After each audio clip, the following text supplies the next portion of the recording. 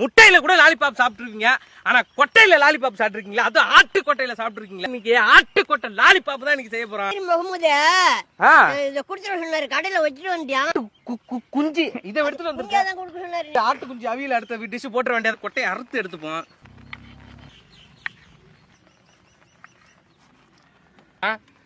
கிருமி நாசினி, மஞ்சள், சரியா?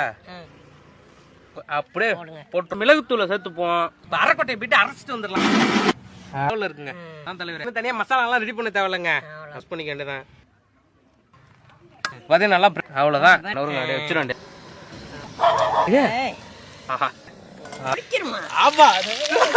எடுத்துட்டு குஞ்ச போட்டு பொறிக்கிறேன். நிறைய குஞ்சா ஆட்டு குஞ்சியா கொடுத்தனே.